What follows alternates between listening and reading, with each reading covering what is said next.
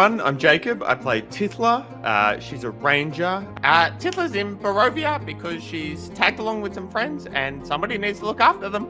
Hi, I'm Haz, and I'm playing the character of Theodore Ursa, satyr, Circle of the Moon druid, whose main motivation is to find a good revel and turn into a giant angry fey bear to protect his friends, particularly his best bud Tithla. Hello, I'm Josh, and I shall be playing Killian Maxwell, a elf celestial warlock who has been travelling around Barovia for a little while and has joined up with the Tempest Guild to try and find his place. G'day, my name's Tom. I'm playing Jonor, the Aasimar divination wizard. He is here to find the best and the worst of this world, and he's doing it with a bit of naivety and optimism. Hello, I am Raph, and I'm playing Styx, who is a Gloomforged Paladin, on the journey of rediscovering themselves, quite literally, in the land of Barovia. And I'm Owen, the Dungeon Master of our Curse of Strahd 5th edition campaign. A warning, gentle viewer. Curse of Strahd is a horror-themed Dungeons & Dragons campaign, which means you may hear adult language or adult themes throughout this episode. Hello, everybody. Hello. Welcome Hello. back. Welcome back to the Lost Archives, everybody. It is wonderful to see all of your gorgeous faces once again. We are here. We are playing Curse of Strahd, the premier Dungeons & Dragons horror campaign. We love and respect everybody. We do. We love and respect everybody, except the people we don't. It is wonderful to be back. We've had a bit of a dicey weekend. The Brisbane and Gold Coast and Southeast Queensland and Northern New South Wales people. For those of you who are joining us live or watching the recorded video from Southeast Queensland, I'm really, really hoping you guys are okay. It was a pretty rough cyclone. Tom is unable to join us tonight, not because he's hurt, he's absolutely fine, but because he's got no power like a little bitch. Raph is on his way, he's running a little bit late. Similar thing. Bitch as well, yeah. It was a rough storm. The cyclone ended up kind of stalling off the coast, took out 2 towns in northern New South Wales, absolutely battered the Gold Coast, and then kind of just sat over Brisbane dumping water for 2 days. So we've got... And there's no beaches left. There's no beaches left. So pretty severe flooding for Brisbane. We were very lucky. We had a couple of big gum trees. I'm talking like 20, 30 meter tall trees come down. None of them on top of us. All of them way too close for comfort. So I'm very... That's like 60, 90 foot. Yeah. How many goblins tall is it? That's got to be at least like... That's about 20, 30 goblins. Yeah, I was going to say, it's a few goblins.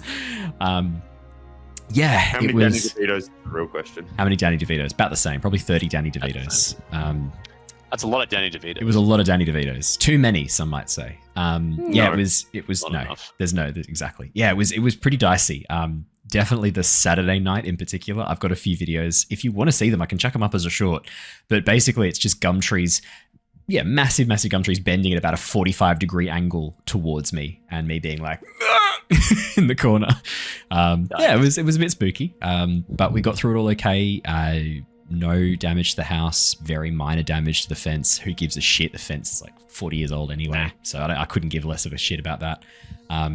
And we had a whole flock of cockatoos resting underneath our awning for most of the night, which was pretty cute too. Watching this like flock of sulfur-crested cockatoos take shelter, which I'm really pleased because one of the things that's sort of one of the sad side effects of cyclones when they come through like this is we get a lot of birds who are injured. Took Lumi for a walk today and I saw probably 3 or 4 dead birds just in and around on the walk. It's pretty sad to see. So I'm really pleased that the cockatoos came and sought refuge underneath the awning.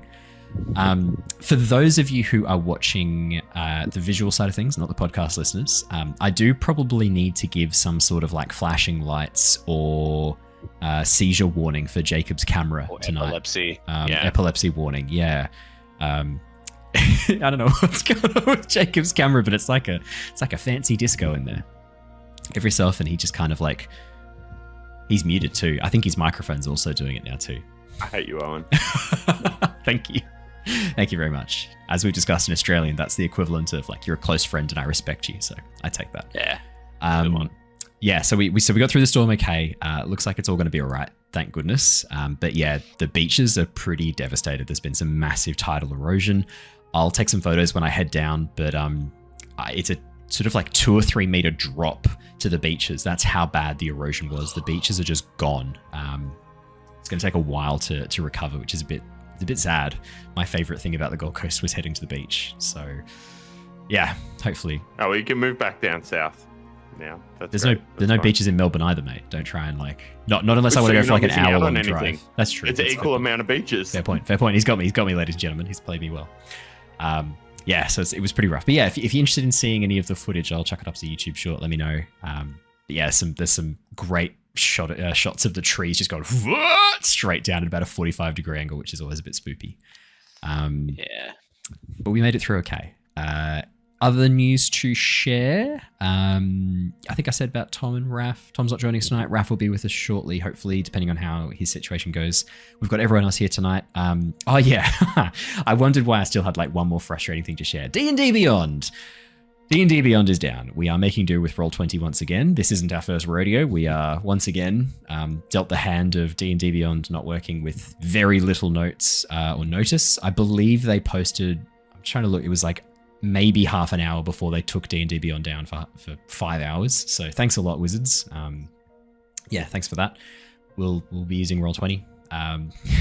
Luckily, we've got close approximations of our character sheets that we can use in the background, so we'll have those running for tonight. And I think that is the only fun, exciting news I had to share before we jump into the session. So unless there's anything else that we want to talk about, I will do our recap and we will jump into the session. So let me go through what happened last episode. Our series has been following the adventures of the Tempest Adventuring Guild. Theo, Jonor, Tithla, Styx, and Killian. Having become trapped within the realm of Barovia while searching for some missing adventurers, the team are now preparing to take the fight to Strahd and Sergei.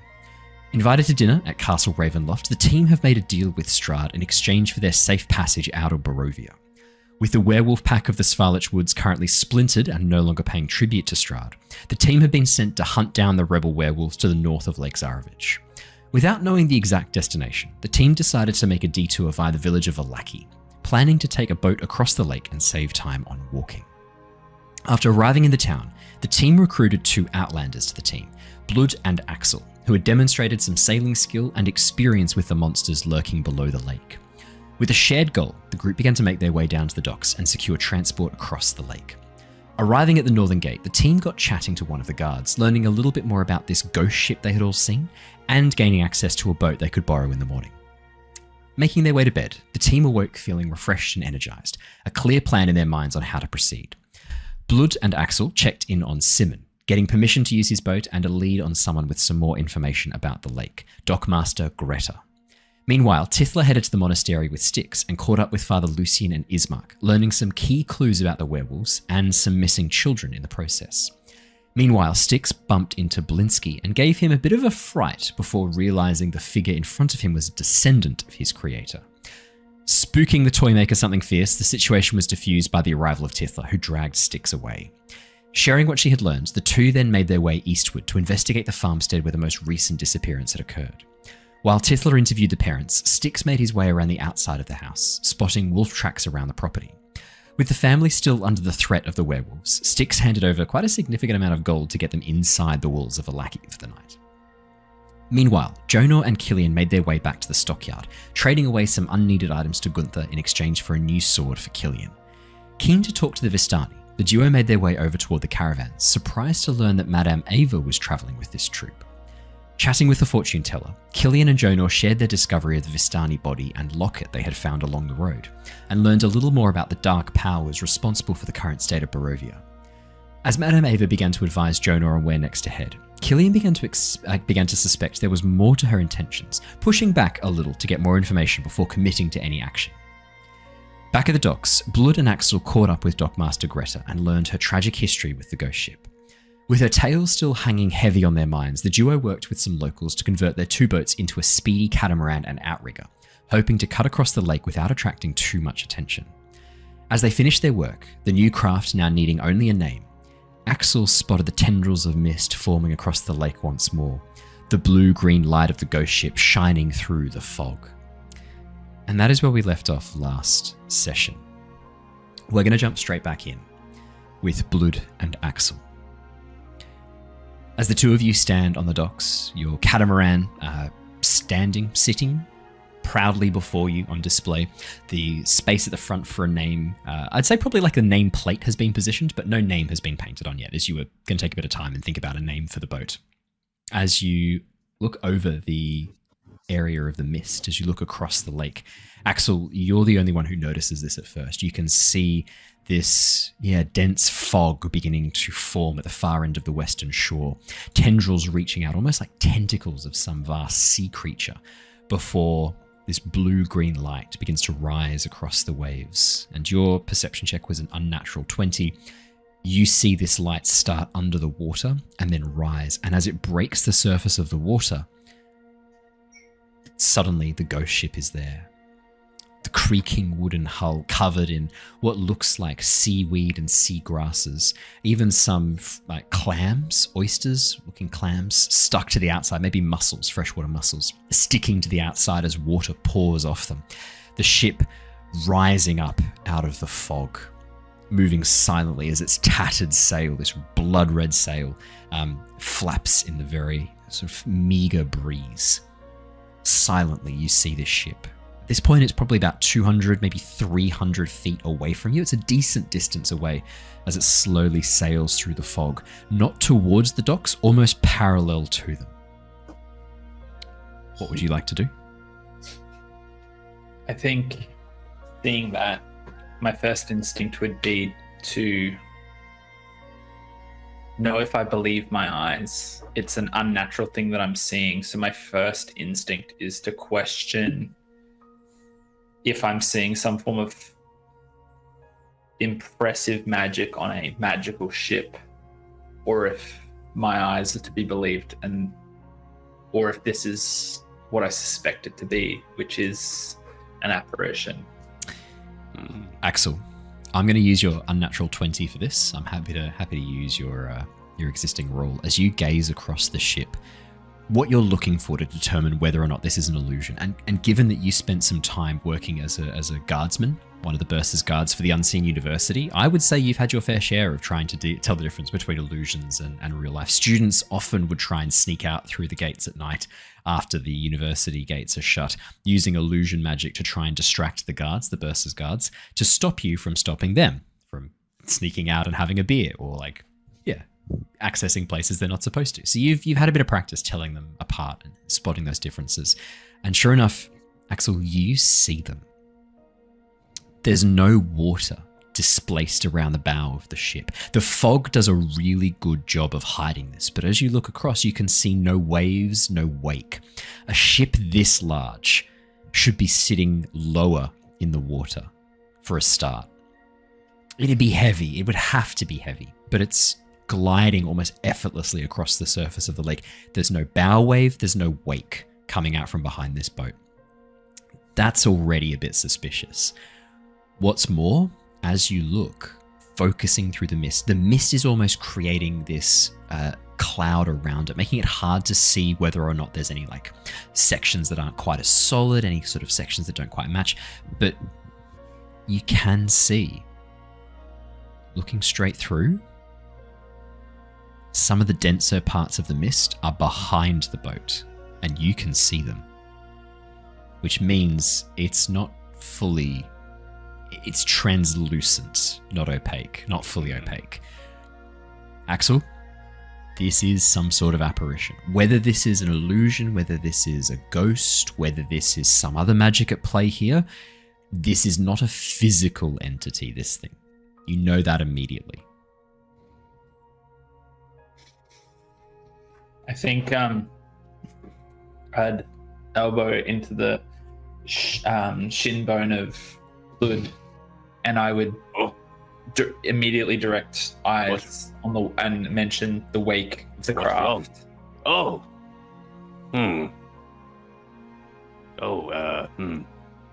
No wake. Strange.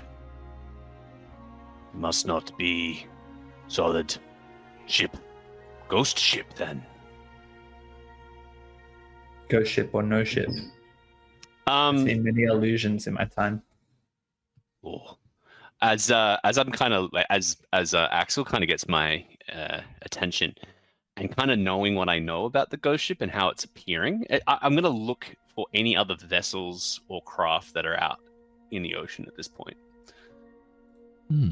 Yeah. As you spy across the water's edge, Blood, could you make me a perception or investigation check? Your choice. Sure. I know that we're using not quite our character sheets, but needs must. Yeah, it's a 9 and A an 9?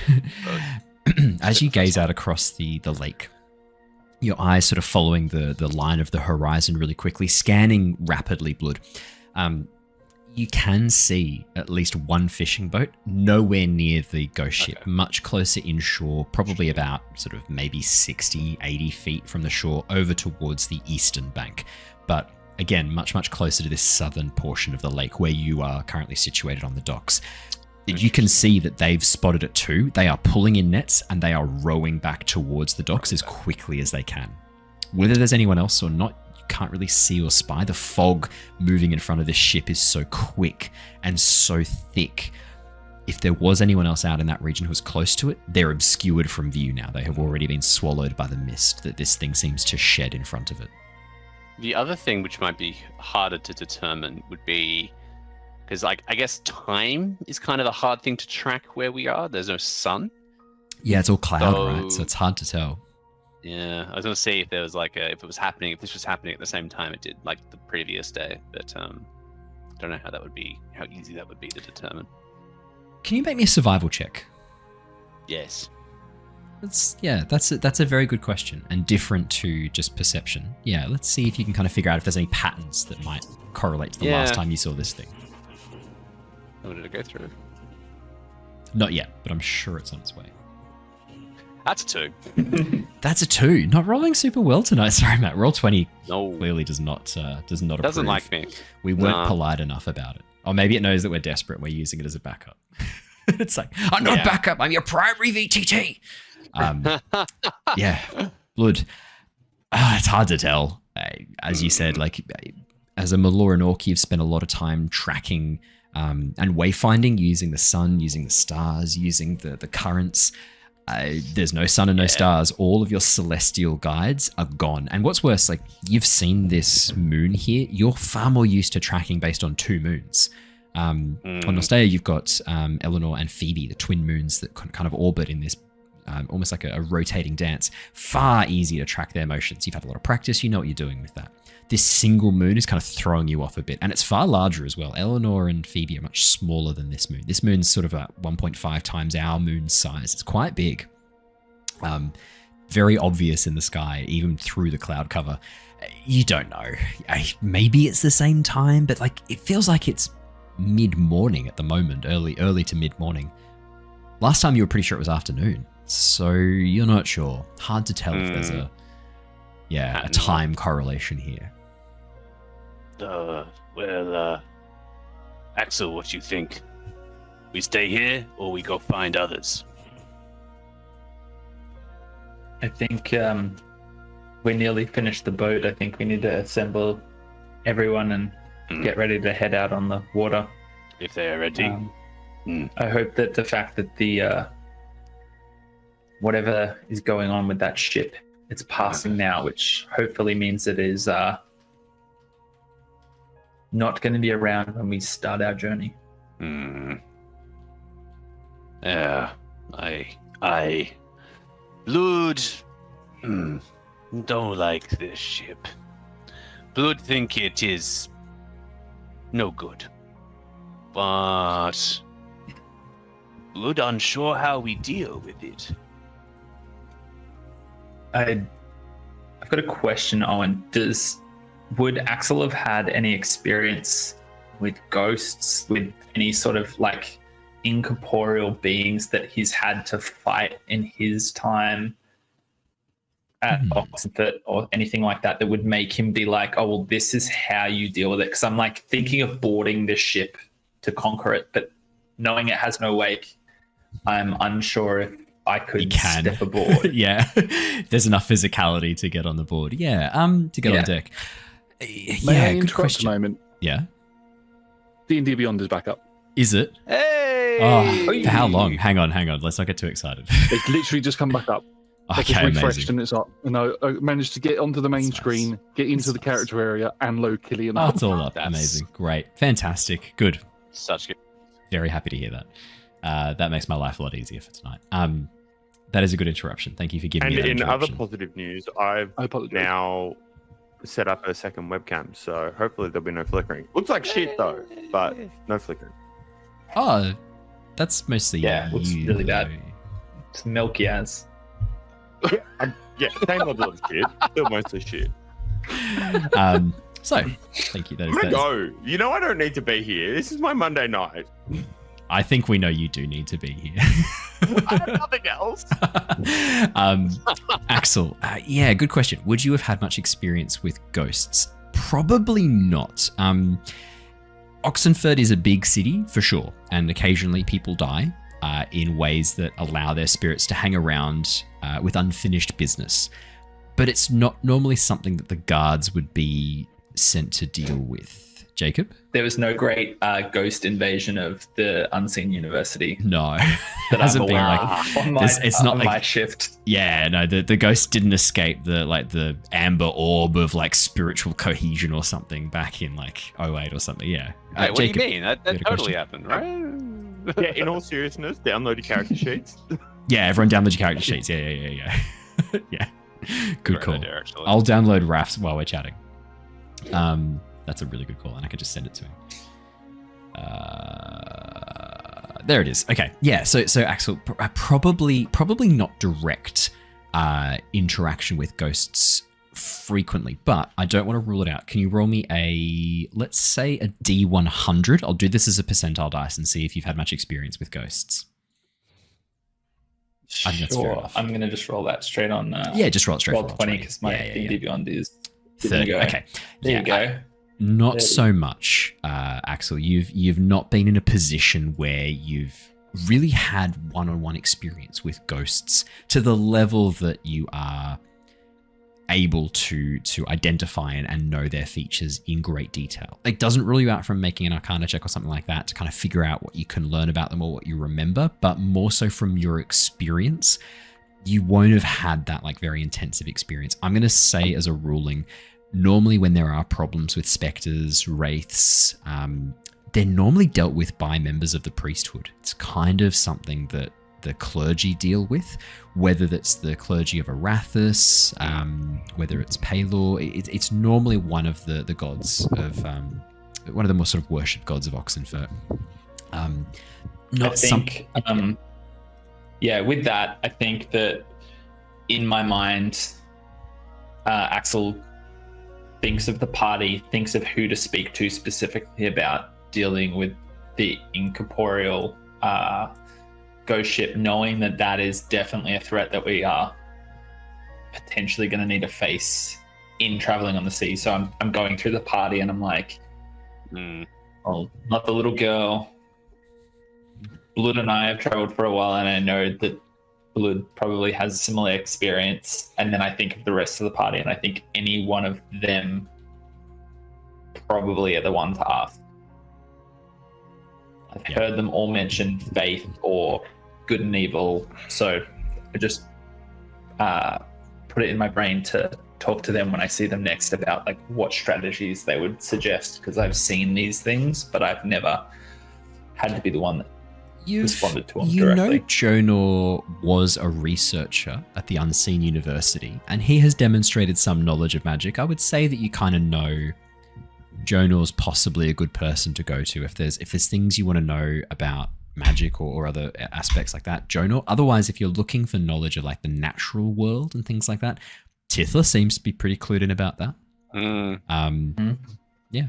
And you have heard her describe herself as a medical genius. Ghosts are kind of what happens when medicine fails. So, So she's probably not very created a informed few. then. Yeah. Oh, Wouldn't sorry. understand. Yeah, the ship just lost its real body somewhere, and it's just kind of floating around now. Yeah. So Yeah. You've just got to find the real body, repair it. That's it. That's all you need to do. Yeah. So that's yeah. Perfect. Blood, as you gaze across the ship, you see Axel's kind of like piercing gaze as he takes in the details, sort of muttering under his breath a little bit as he sort of takes like verbal notes to memorize things. What would Blood be doing? Yeah, good question. Blood's probably, gathered all the info he can. He's not really having a great time figuring out what's going on, where it's going on. He's sort of trusting in Axel to kind of, take this. Blood's probably looking around the docks more so than anything else. He's just kind of wanting to gauge the reactions of any of the people that he was with, any of the crew, other sailors, fishermen, women, sort of getting a bit of a feel of if they're like, kind of going about their day despite this, or if they're looking fearful. You immediately see Reich and his partner, the ones that you and Axel were spending a bit of time with, grab their stuff and begin to move away from the docks. And they are not the only ones. You can see a number of the other fishermen. As soon as word spreads, fingers starting to point towards the ghost ship, within sort of 5 minutes, most of the people there have cleared off the docks and are on dry land. What's Greta doing? Greta, you can see she's directing people off the docks and calling out like, "Gotta be careful of the curse. Go, get off the docks." She's encouraging this kind of behavior. Like, if you're on water when you see it, that's when it's bad. Like, she's like, you can see that she's like, building into the mythos and getting people onto dry land. Why being on water while seeing it versus being on dry land and seeing it is a difference. You don't know why people are falling for that. But again, you know for a fact that Greta made this shit up. So, I mean, Blood also probably knows that like sailors and people of the sea are like superstitious. Yeah. So you've got to be right. Kind of gets it a little bit. You're at the mercy of an unfeeling, unthinking entity, a natural force that at any moment can turn on you and dash you against rocks or drown you. Like that environment kind of does put a bit of superstition in you. It gives you a bit of a spiritualism or a superstition. It's why the desert religions are so much more powerful. You're in an environment that doesn't care about you, that doesn't want to. It's why they've got such staying power. You have to have strong faith, and sailors are the same. Deserts and oceans are very similar in the way that they change people's thinking and change people's minds about things. So very much so. Blood. This is very typical of the sea folk. Just it's a lake.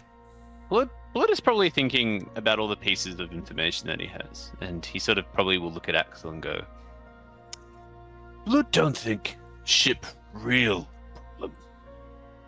Blood think that whatever problem is underneath the water is what Greta said happened to Greta's friend. They seem to have been capsized, and thing took friend in the water. So maybe ghost ship is just there to scare or lure? I don't know. But it seems like threat is in water.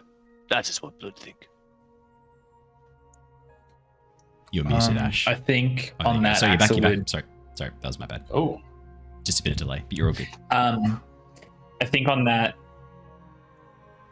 Axel would think for a second. If threat is in the water, and it's about like capsizing the boat, flipping the boat, did the catamaran that we just built mean that we're less susceptible to that?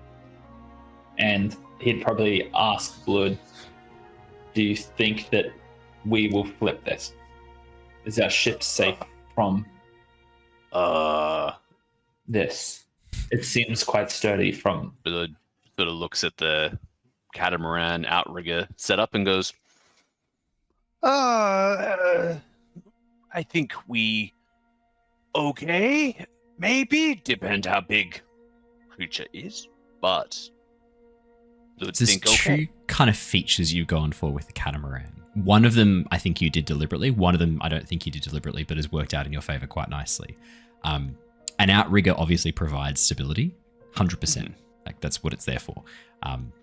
Blood, you know the design that you've created, the one that you've kind of pushed for this boat is very much based upon the Meloran orc rafts and catamarans, which are designed to cross large stretches of dangerous ocean quickly and efficiently. The other factor that we haven't talked about in detail, but is true, and I will say, Blood, as you gaze across your boat, you kind of realize this. Having a very small hull and a small keel in the water you're also creating much less of a disturbance on the surface of the water. There's much less of a presence in the water of your boat, which means that you're right on the very surface, very similar to how the ghost ship appears. You're right up there. There's not much penetration into the water by your boat. And because it's floating so much higher above, there's less friction, which means less displacement of water. Your design very much is we're going to move as quickly and quietly across the lake as we can without drawing much attention to ourselves. We want to look like driftwood.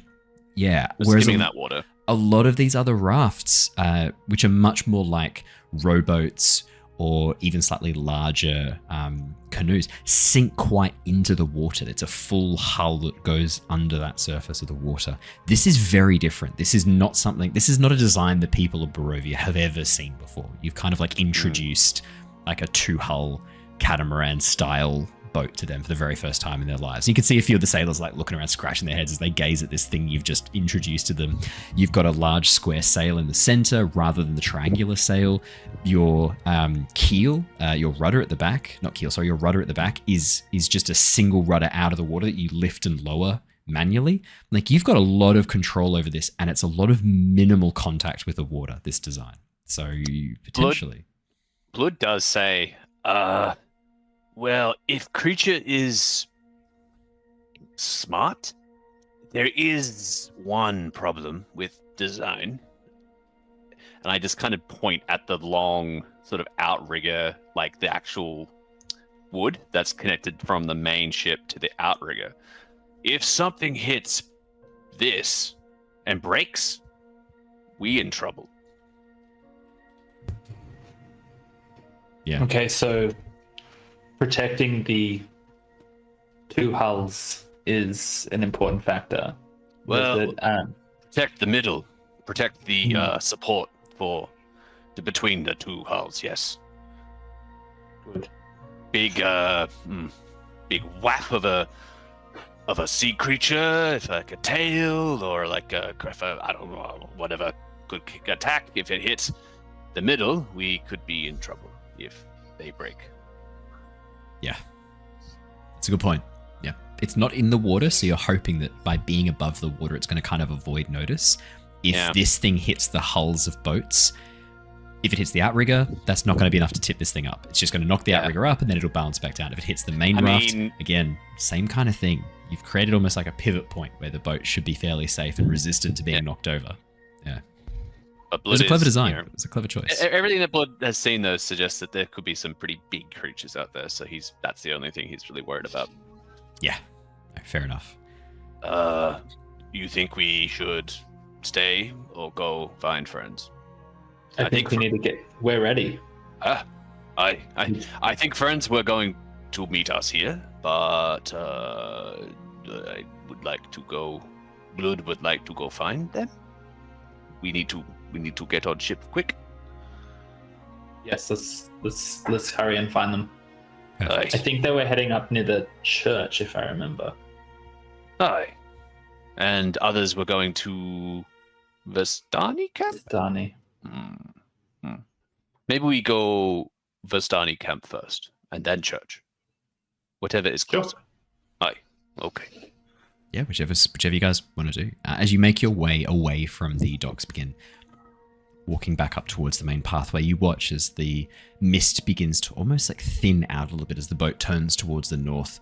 The ship sailing away into the fog. This, silent, very eerie gliding ship over the surface of the water. The mist sort of surrounding it, creating this buffer from it before it vanishes from view. The fog wall growing denser and denser. And as the fog wall approaches the edge of the docks, you can see Greta finally stepping away back onto dry land. She shakes her head, muttering to herself, "Nice, no more fish today then, fine, all right, fine."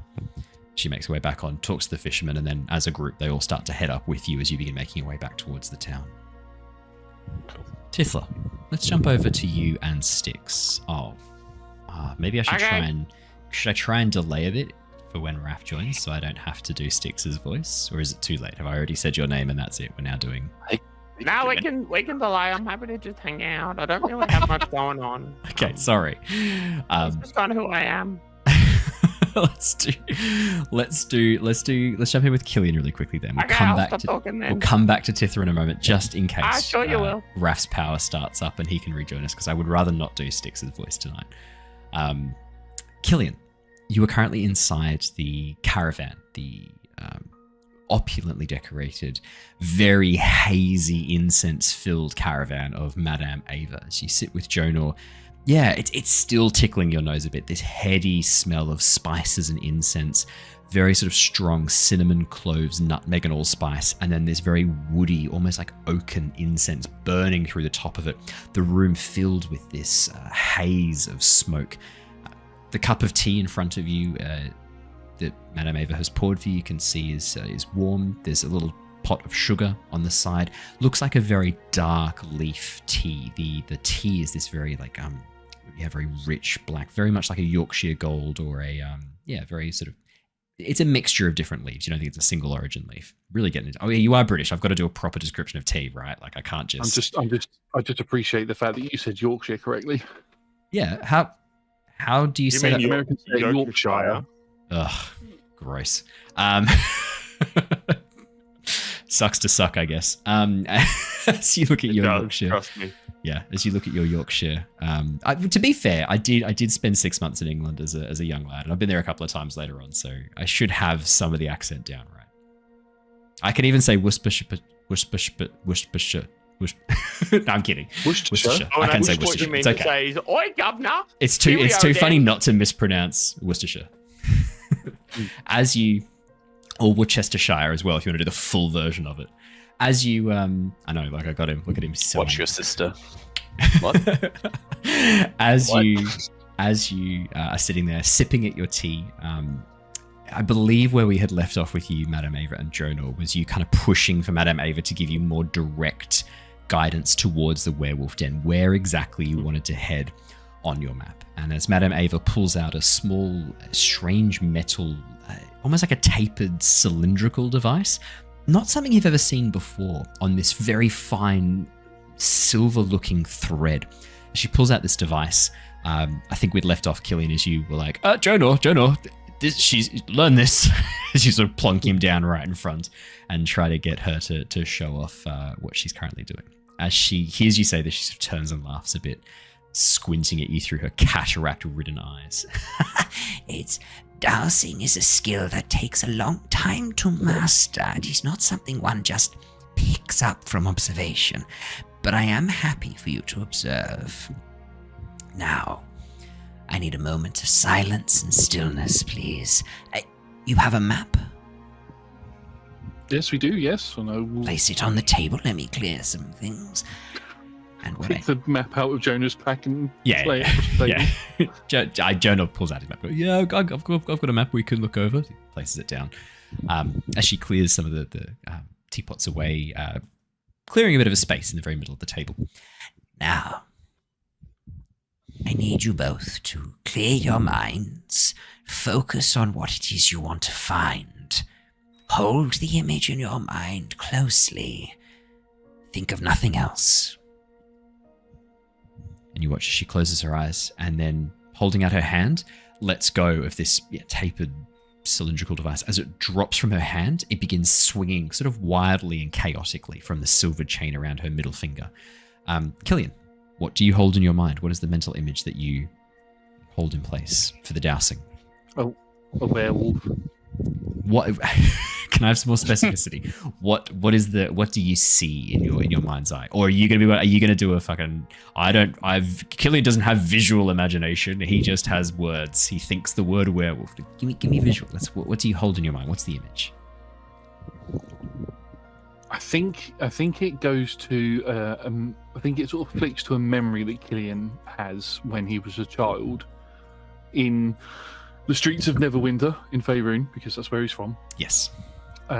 Walking along the streets with his parents, and he just remembers hearing a scream come from the I can't remember what it's called, the Neverwinter graveyard, and it has an official name that I can't remember, but I know too. and I think it's called the I've played in that place so much that I just can't remember.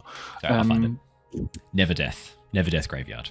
The Nether Death Graveyard, and his parents run to, or his father at least runs towards it. Tells his mother and him to get back to the home, but in the chaos of everyone around the streets, Killian's able to get away from his mum and his younger brother, and follows his dad, as his dad was a retired adventurer, and he witnesses his father battling against a werewolf in the graveyard, and it's just the horror of seeing his father get struck by the werewolf, and it's just that image that's imprinted in his mind of that werewolf turning to look at him.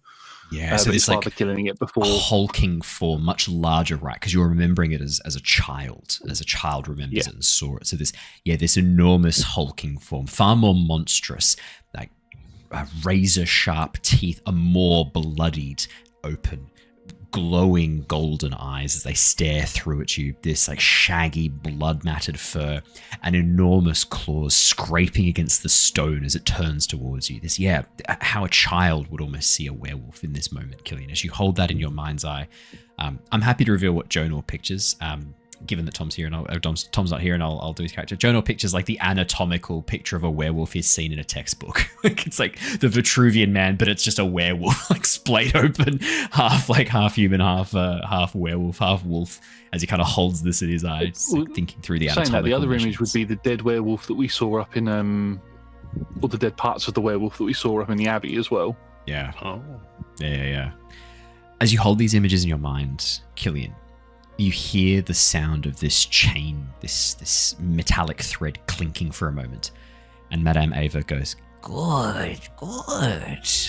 May open your eyes. Strong image from both of you.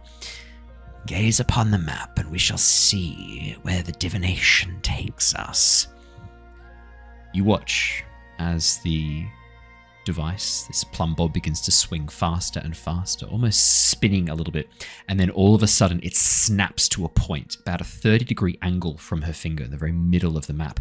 As this chain goes taut, you hear the sound of it snapping almost against her finger as the strange metallic device points directly towards a region of woodland just a little bit back away from that northwestern shore, a clearing not really marked clearly on the map, but as soon, and one of hundreds on this map, you can see whoever's drawn this has not drawn it 100% accurately. It's much more representational. But as the plumb bob like snaps into position, focusing on this part of the map, you can see, the string taut. It's sort of hovering and vibrating in place for a moment before the string relaxes and it drops. You watch as Madame Ava, a bony finger slams down on the map right where it was pointing. There! That is where you must go. That is your destination. I will highlight it on the map now for you. It will be pinging, and I will place down a little marker for you. I'm on the Vallaki map at the moment. Oh, I will bring you across. That's right, I did chuck you on the Vallaki map, just in case you wanted to see Vallaki very clearly. Let me mark it off for you. Thank you. Perfect. You should be seeing it ping right about now. I'll place a little marker down. I'll draw a little marker for you too. Okay, cool. I'll put like a big X. How do we feel about that? There you go. Yeah, that's cool. How like the pen is mightier than the sword, and the fact that I've just attuned or made my new Moon Touch blade my new pack weapon, and we said that we can sort of change its form and thing as part of the pack weapon because it's not an overly powered magic item. Yeah. I'm gonna summon it as a pen. As a moon-touched pen. A moon-touched quill. Yeah, a moon-touched quill, and I'm going to draw a circle around Adam Ava's finger. Yeah, so the quill draws with this golden ink that leaves behind this sort of soft, slightly luminescent residue. The feather is this white angelic. You can see along the tips little flakes of gold, almost like some sort of celestial's feather, like an angel's or a Kiran's feather. And as you look at this, Killian, it feels warm. There's a warmth coming from this, the sunlight's warmth emerging from this quill that you hold in your hand. Given you're a celestial warlock, only felt appropriate. Yeah. The sun and the moon. Yeah. Right. Very nice. Well, you have your destination in mind. Is there any more help Madame Ava can provide? Well, I've just finished my tea. Would you care to partake in a little reading for me as I hold my cup up towards? Yes, it would be a pleasure, Killian. Let us see what the leaves hold for your future. And she takes your cup and begins to examine it. Killian, could you please roll me a D100? I can. I've been wanting to do that for a while. Ooh, my dice, my little odd dice, the little section on D&D Beyond has disappeared. Just do it from Roll20 then. I'll D&D do it Beyond's from going to be a Roll20, shit. yeah. 27. 27. 7. Yes. I see here. Yes, a chalice. Some sort of weapon, maybe a sword. Yes. And a skull.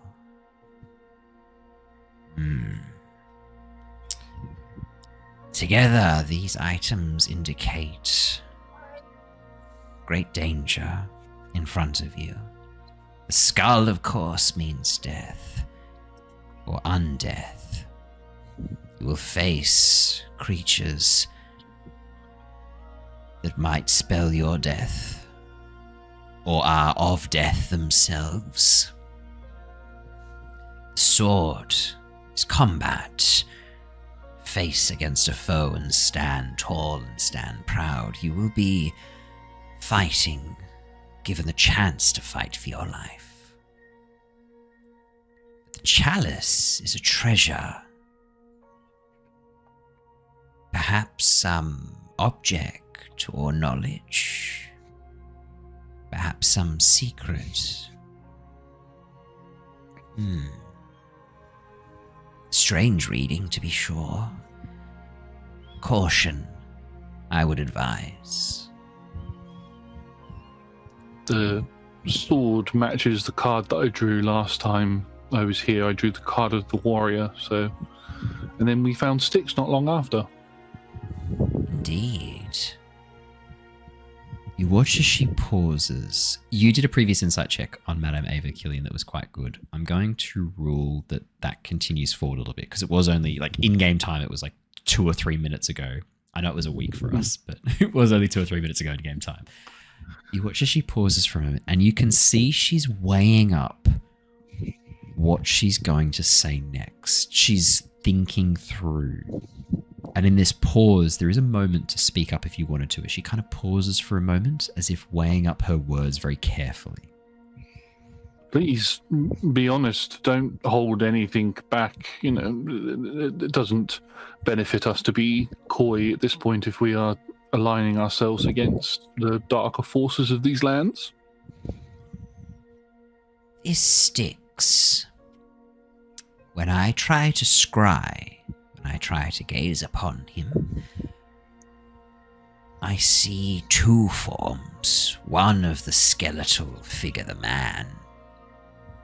The other, an item, powerful weapon I thought lost long ago. The sword that you drew and the sword I see now, I wonder if they are related. Maybe the sword and the chalice, treasure, part of a weapon, perhaps. This Styx. What is it? I have yet to understand its nature fully. A creation of an ancestor of Blinsky's, is my understanding. Ah. Right. So he did find the fragments of the Sun Sword.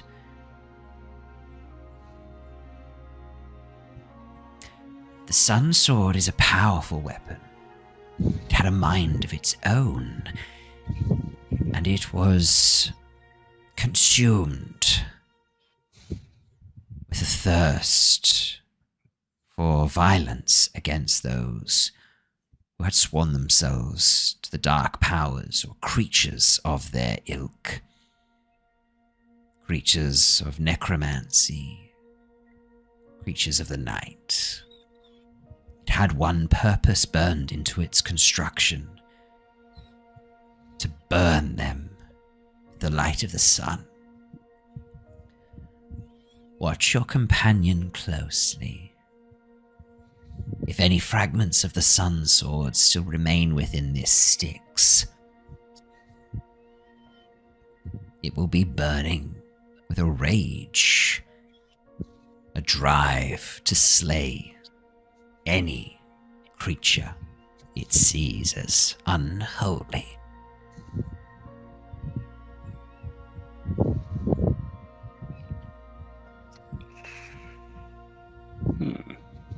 I think in that moment of silence, watches Jonor just kind of nods and goes like, yep, okay. Killian gets a little look of panic on his face for a moment because he still feels that he's unholy. Yeah, true. Well, you have already found one of the items that I would have guided you to. There are 2 more that you seek, though you do not yet know it. One you have already seen, Jonor, in your dreams. The other you are on your way to collect already. Something within the werewolf den? Yes, a tome. A book stolen from Castle Ravenloft long ago, and the reason for the werewolves' schism, shall we say. The other item lies in the ruins of Beres. Token. Silver. That of a raven's feather. Your new friends have tried to hint at its existence once or twice, but have not yet told you the whole truth about it. Do you mean our new seafaring friends, Your or our feathered new friends. Feathered, okay. Oh yeah, no, sorry, that wasn't some lore point for Blood and Axel being like, you I was actually like, wait secretly a know. second. You secretly know of this like token hidden in a swamp. Yeah, no. It's the keepers of the feather, the were ravens of Barovia. Oh, cool. You guys have not yet met. Actually, no, you have met one of them. Your tavern keeper is one of the Martikov. The Martikov family are all were ravens. Huh. This is Cool. for Matt and Ash, not so much for Blood and Axel. Yeah. You know that. Yes. You watch as Jonor kind of nods and goes, I have had some dreams of a figure in the swamp, a witch. Is that where we should head at some point? I cannot tell you which path you should walk, Jonor. We spoke of this. Too much interference. I fear you will stray to a much darker route. You go where you think is right. Just know that these items exist. There are 3 that I would have led you to, one of which you have recovered, in part at least. The others you are well on your way to collecting. You will In find part, these. I take it that means the sun sword. Yes, the sun sword. I cannot yet see whether or not it can be restored. Saw the question in your eye there, Jonor. But next time we meet, once you have all the pieces, I would like to meet this Styx. Perhaps I can assist, if any part of its soul or spirit still remains. Sorry, I've just seen that. I think I've just seen that Raph has just joined. As you said, I'd like to meet this Styx. Perfect. I can't see. Is he in OBS? I can't see him in OBS. It just come up with a not visible person just appeared, but no cameras or anything. Oh, here we got go. that. Perfect timing. I think I can see Raph joining it. That was good. I'm really pleased we waited then because I was just about to throw to Tithla. great. Oh, there he is. He's up a bit now. There he is. Hello, sexy. He's muted. He's sexy and he knows Never it. responded. Fair enough. And he I can't get see it. me, so. Oh, it's Tom. Ah! Oh, the other Tom. sexy person. Well, that's Yeah, actually look, we've got that's some hotspot going on, and it's very poor. So that's okay. We're currently chatting with Madame Ava. So that's actually quite nice timing. oh, okay. Madame Ava has Very good, divined very the good. location Well, of the all right, werewolf we'll den, contact marked it on your map for you. And currently there's a bit of a conversation about where to head next. She's pointed out that your dreams of the swamp are an important clue to an item that she thinks you might need to recover at some point. Oh, intriguing. Very good. Yes, Jonor. Your dreams of that place.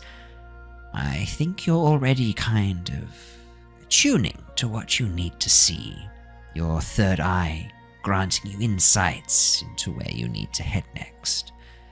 Yes. Trust in the cards. Trust in your instincts. Yeah, well, I look a bit sheepish. My instincts are telling me to kind of not go to this place at all. I think I kind of want to avoid that swamp. Yeah. What do you think? What do you think about that one? I cannot guide you more than I have. Your choices must be your own. If I guide you too much or tell you where to go next, I foresee great ruin falling upon you and your companions. You must travel where you see fit, but know that there is something there that could be of great benefit, great protection to you and your companions should you find it. Yep. Oh, look, we'll take this one on notice. Killian, look, I may have drowned there in my dreams, and I just really don't want to go back there. I'm sure you can relate, given you were kind of pulled under the water and almost died or did die. It's not a good feeling. That's definitely not a good feeling, especially when you have to cough all of that water back up. So I fully understand where you're coming from. But when you are ready to go there... Just a heads up, I can't see or hear Josh. Oh. We can definitely see and hear him. You might need to do a quick refresh. Sorry, Tom. Yeah. Okay. Yeah. Sorry, Tim. No, it's okay. No, you're right. This is the fallout from Cyclone Alfred. Or as it's really funnily referred to now in the news, the second it was downgraded, ex-tropical cyclone Alfred, which I find such a disrespect. Immediately, like it was within minutes of it being downgraded, every news outlet changed it to ex-tropical cyclone. I thought that was quite funny. It's quite harsh. Wow, now you're complaining about free and accurate. No, I'm not complaining. I'm saying it's hilarious. I quite liked it. I'm not complaining at all. I'm a fan. It's because you want to spread your propaganda. That's right. Vote 1. I will be the supreme ruler of Australia. It's no need for voting. It's not. No, it doesn't have any bearing. This will be the last time Yeah. you need to vote. Yeah. That's it. Oh, What wow. an original statement. That sounds great. Yeah. It's going to be great. I've decided benevolent dictatorship suits me quite nicely, and I'm going to take control of Australia as a benevolent dictator. Good stuff. Love Can it. you hear me now, Tom? Tell a great story. Yes, I can see and hear you. Yeah. Very good. What was I saying? I cannot remember. Yep. When you are, coughing up all of that water is not a good. It's not a good thing. So I fully understand where you are coming from. But when you are ready to go there, just know that you won't be on your own. You'll have the rest of us with you. You won't be alone like I was. We'll pick you up if you fall in the water. So that is reassuring. Well, thank you. Well, it's just the being held underwater is the main concerning part, but that's fine. Don't worry about it. We can deal with that as it comes up if we do. Oh, I don't like this one. Have we heard from the others?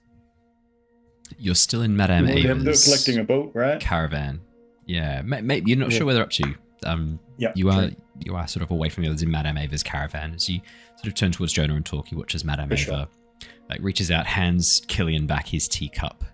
Well, if there's nothing further that I can assist you with, I bid you good luck and farewell. I'm sure we'll see you again at some point. It well, thank appears you appear right when you're needed. I appear when the cards tell me I need to. I already know our next destination. Best. Ooh, best to believe in the heart of the cards. Then I'll Best that believe in the person. heart of the cards.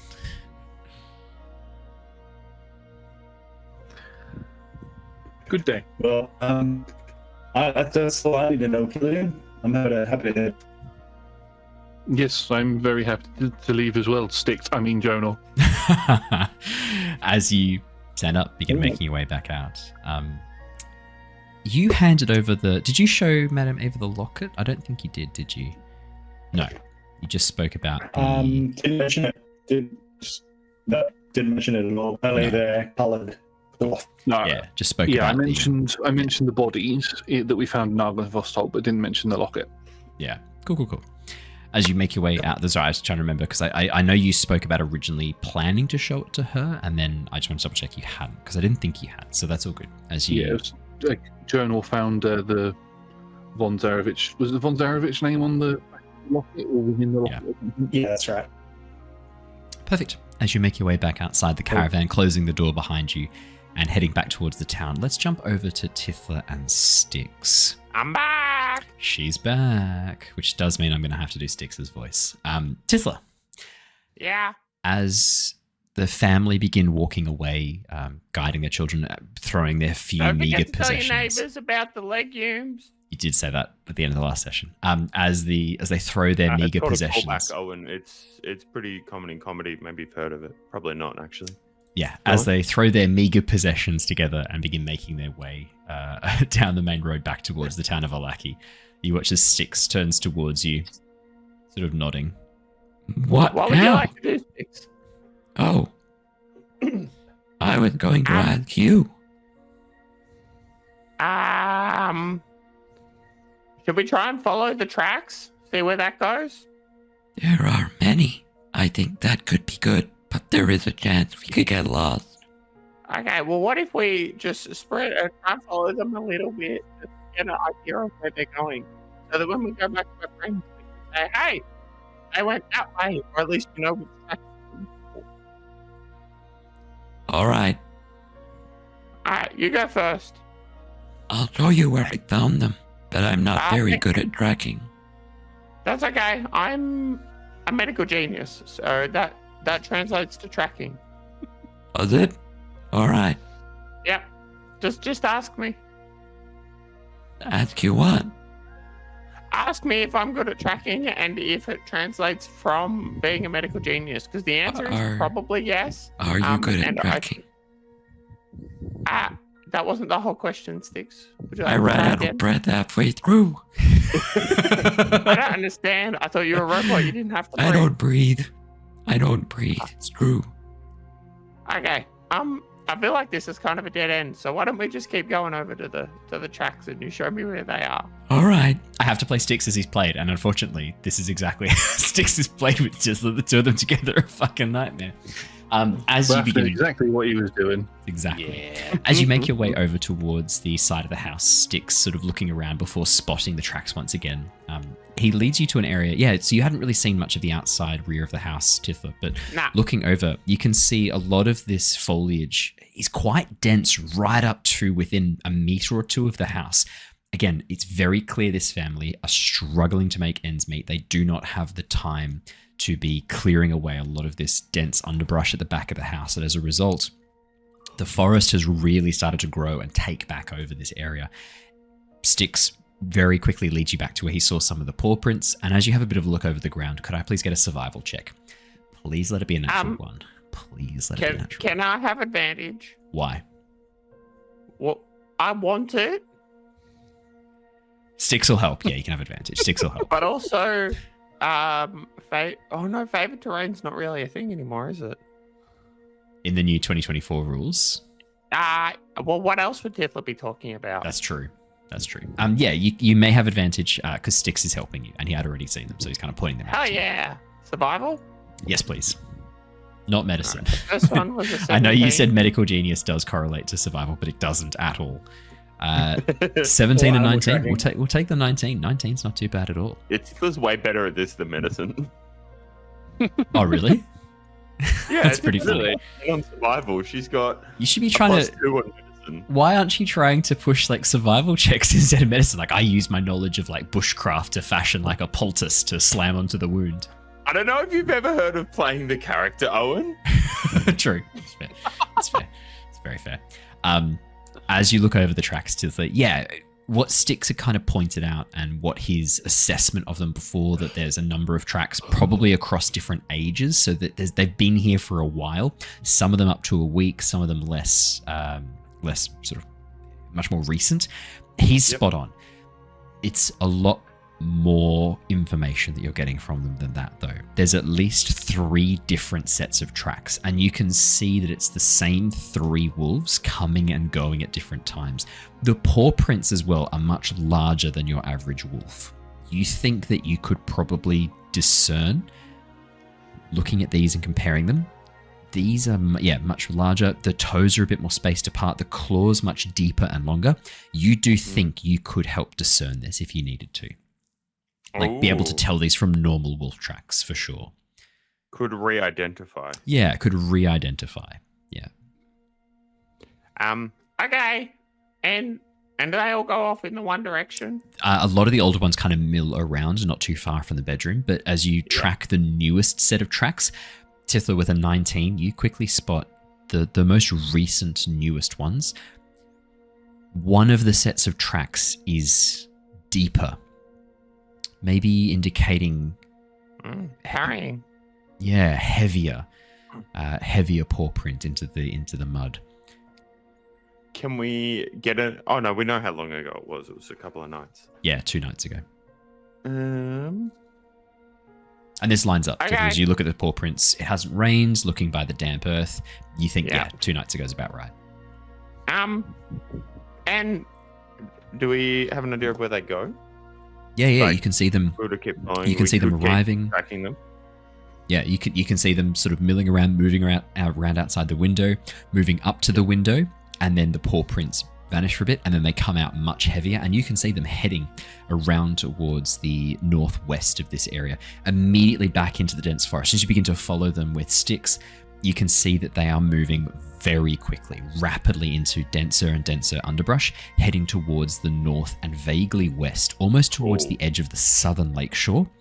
And as you begin following them, you soon find yourself arriving. That's all right. We leave that. We go, cool, we can pick this up again.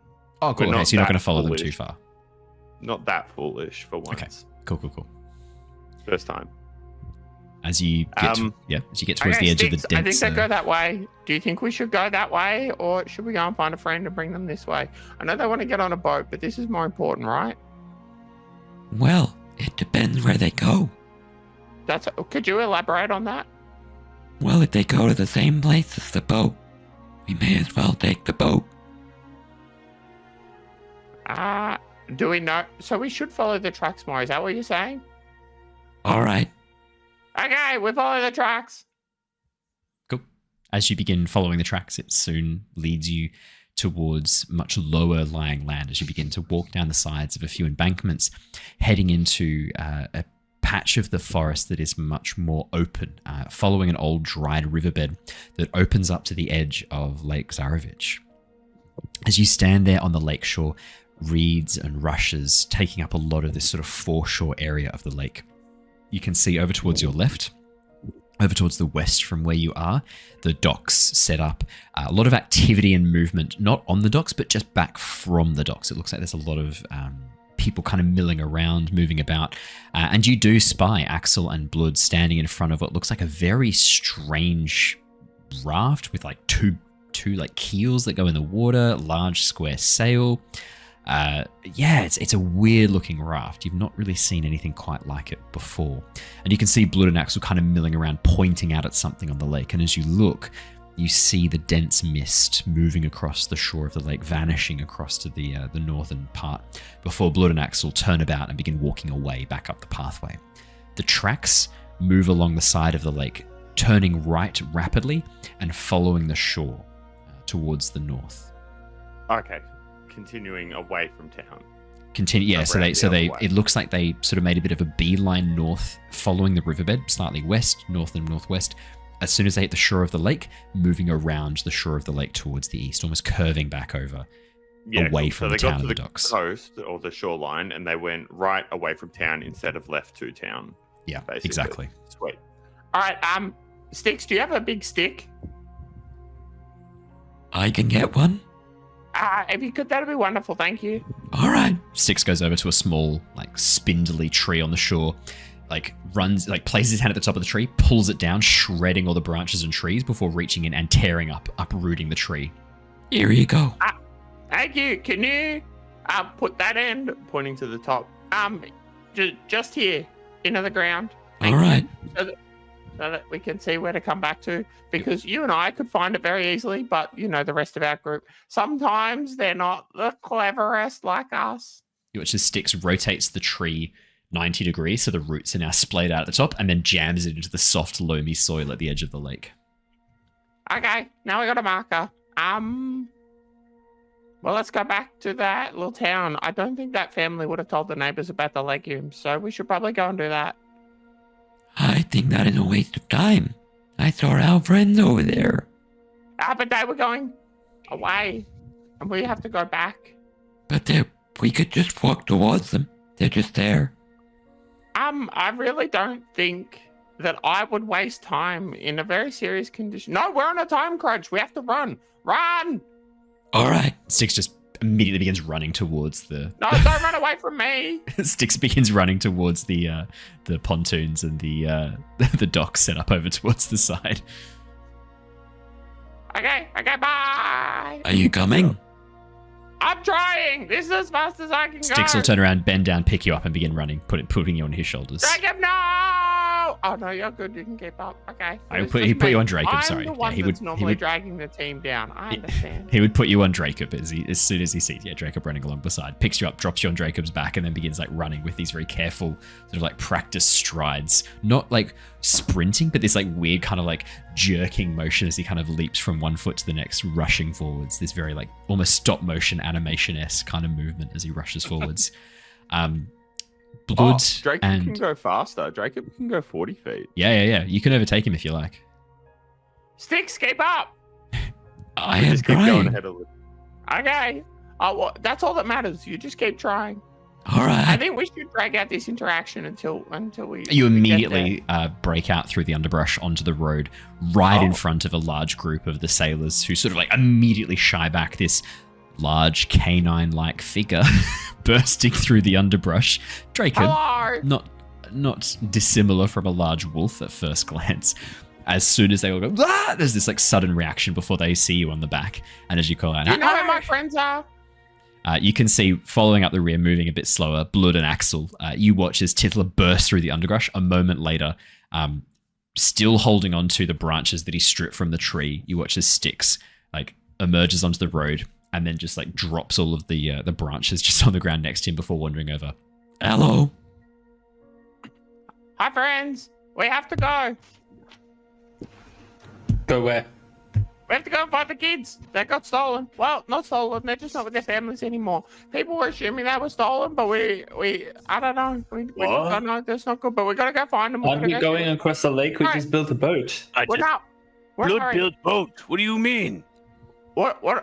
Sorry, I'll start again. We gotta go find the kids. They were stolen. Were they not stolen? We're not sure. We have to go and find them. They're not with their families anymore. There is What evidence. There is evidence that werewolves have taken them.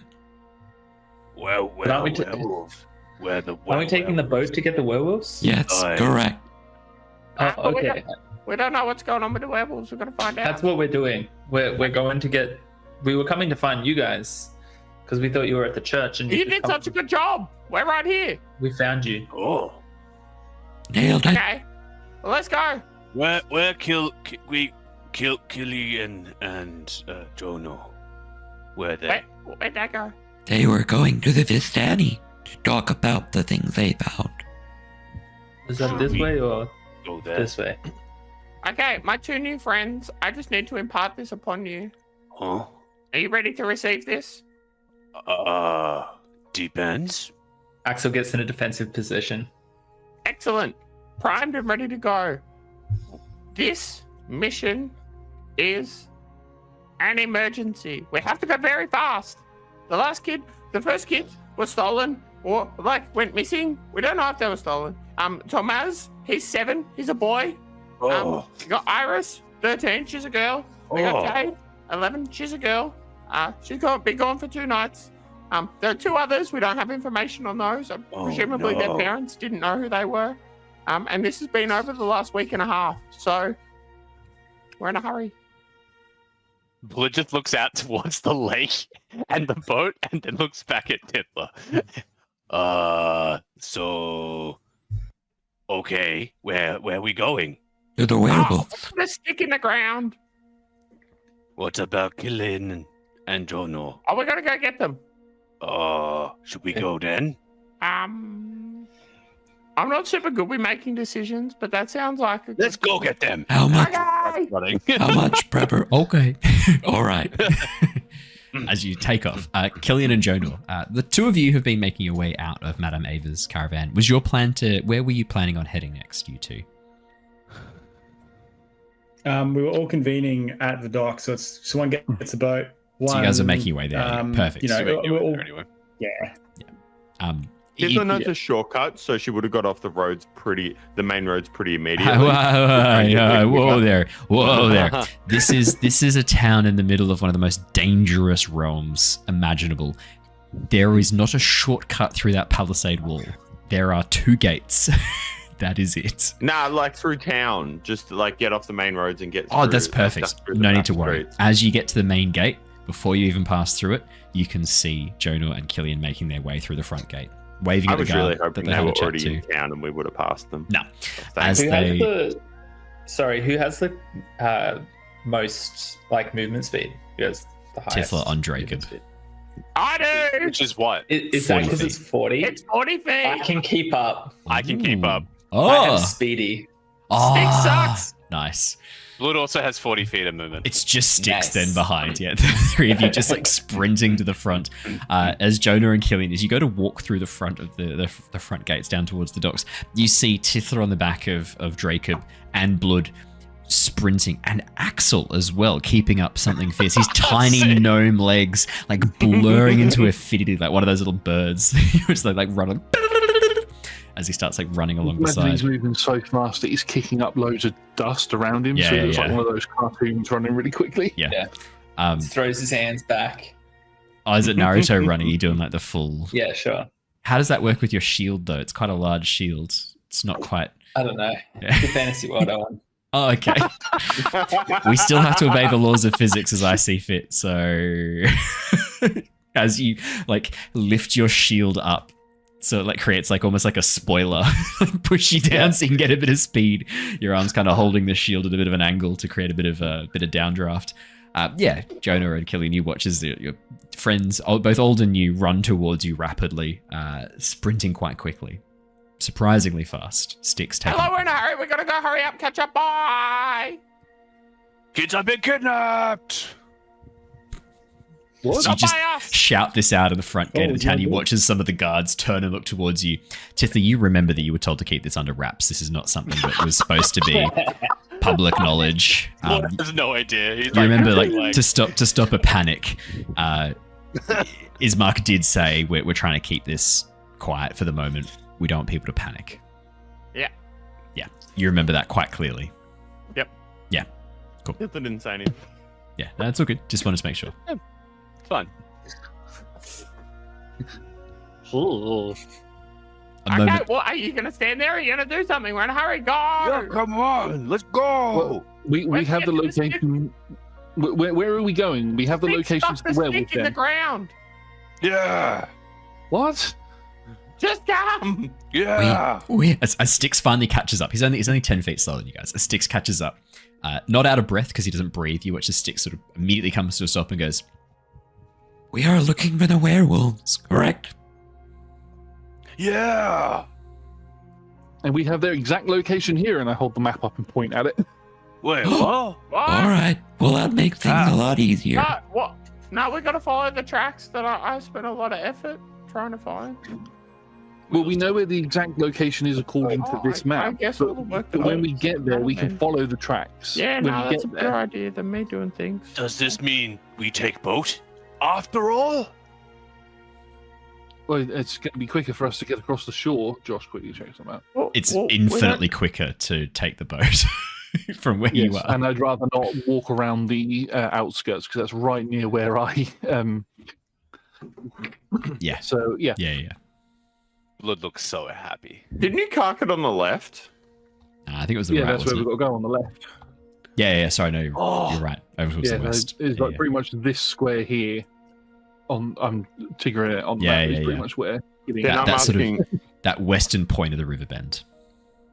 Does that mean the werewolves didn't go right when they hit the shoreline? No. They didn't go towards the Would've gone town. So where they kind of pulled out, so they wouldn't cross the river. They actually headed towards the right. Okay, what? No, wait. You say they're over there. They went to the right when they hit the short line. Well, could they gone around the lake? They went east. It all sort of meets back to the same spot. No one asked you, corporeal voice. No, Jonor is with you. Jonor is there.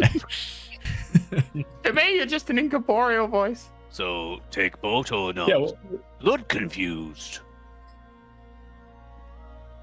Well, apparently everything I've just done is pointless and worthless. Oh, I don't think that's true. We had no idea about the children. Shh, we can't talk about that. We don't want to cause a scene, remember? But Blood just yelled. Oh, Oh, yeah, that was pretty bad, dude.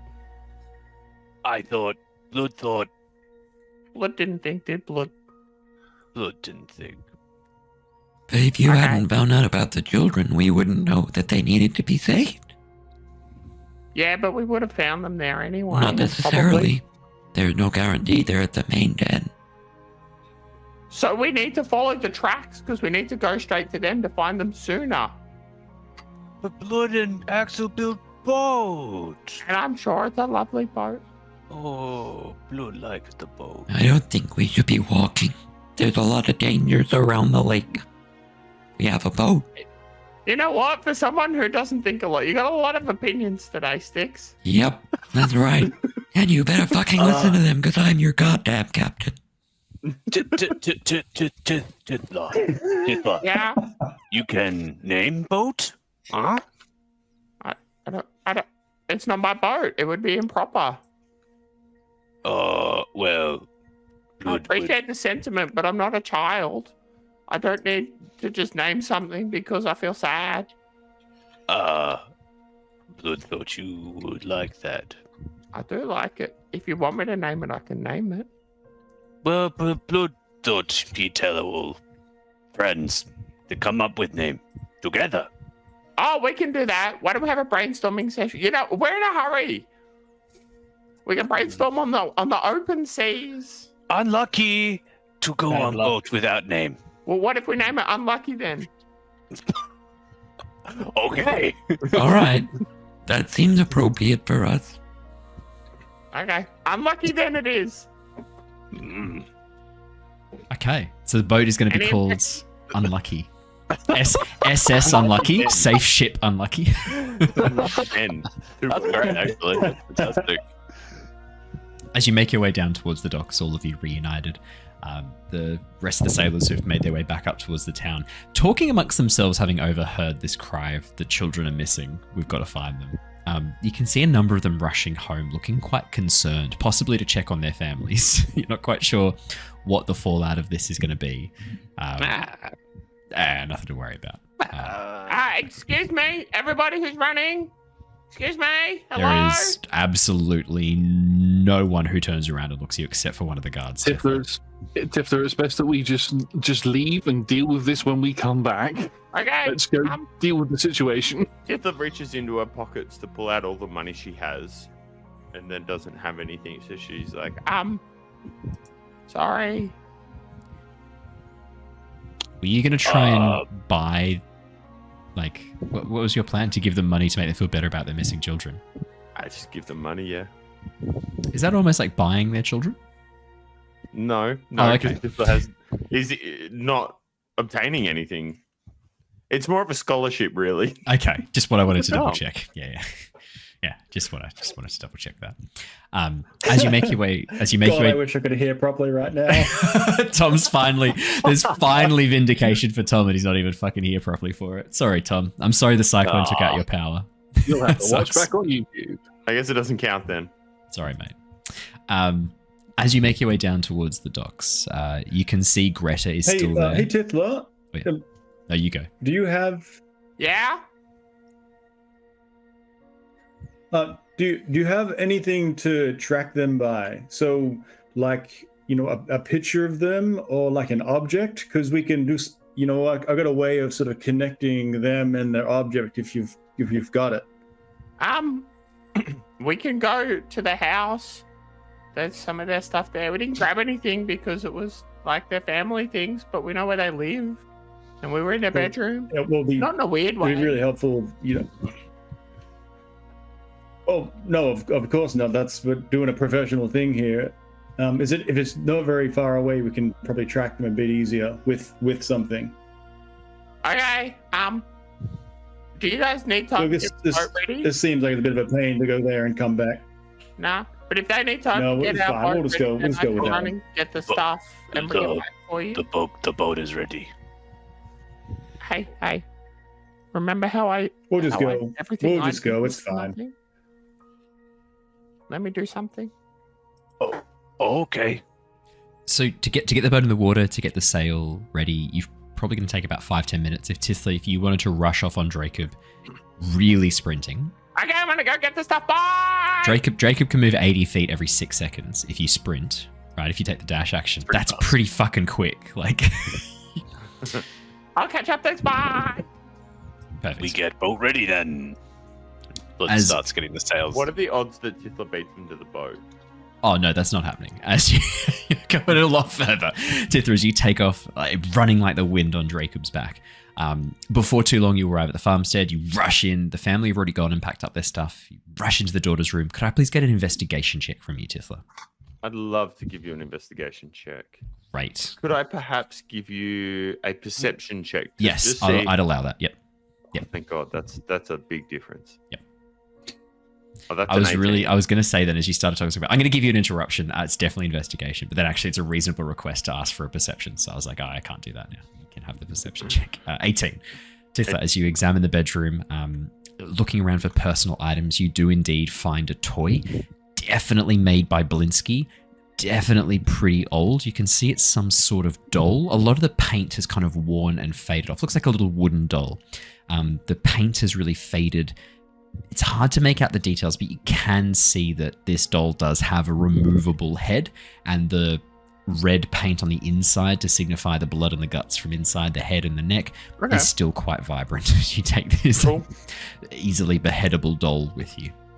And do I think that this belongs to Jade? And You find not it in her any of bedroom. The other siblings? You were directed to her bedroom. You find it in her bedroom. Yeah. So Okay. you're This pretty will confident. do. She runs off, and then she does like one of those skid stops and goes to the neighbors. Hey, did they tell you? There's when you say neighbors, we need to talk The through. neighbors who have the wheat crop. I don't know if you know, they've come up a couple times. It's been mentioned. Very When you say you run to story. the neighbors, are you like running through is the like fields running down looking the for them? road Because as you get and to then their does, home, like the skid as she there's sees no one home. the- As you run into the house, that you knock on the door, no one answers. You're looking around the yard. There's no one in the yard. There are vast wheat fields in front of you. Maybe they're somewhere out in the fields. We're at the front door. You're at the front door. You bang on the Tithla front door. grabs out her notebook. Yep. She writes crop rotation important. Yep. Wheat, then arrow, legumes, Yep. then arrow, wheat. Okay. Slides it under the door. Okay. Perfect. Cool. You do that. Precious seconds that you are spending well. Precious minutes. Thank you. Thank you. I'm sure the audience and everyone listening is really appreciative of this lesson. And then she remembers there was one more thing that she had to write, and she gets another one, and she goes, legumes fix the nitrogen levels in the soil. So Very you write another. important. So you write another note and then put it underneath. Yep. Yeah. Okay. And then she writes another one. She goes, I don't know what nitrogen is. Okay. But I heard it's important. But it's good. Yeah. How do you spell it? N-I. Yep. T-I. Yep. R-G-R-O-N. Yeah. Night again. Perfect. So you push it under the door. Tithla, as you head back and jump onto Dracob, you don't hear this, but the audience does. We're going to cut. The camera moves away from Tithla. As Tithla on the back of Dracob takes off rapidly down the main road, heading back towards the docks. The camera slowly pans inside, moving through one of the open windows, and you see a very small elderly dog slowly get up from its bed by the fire, make its way over and start sniffing the paper. And then as the camera pans back out through the door, you hear the sound of gentle tearing. Someone starts to rip it up. All right. Yeah. I get to roll for this, right? See how much it destroys? Sure. Yeah, D100. Let's go.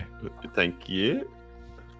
Who says High you or can't low? have What are we moments after? of fun in so the Is percentage this a percent survived. destroyed? Percentage survived for the roll. Survived. Love it. So higher the better.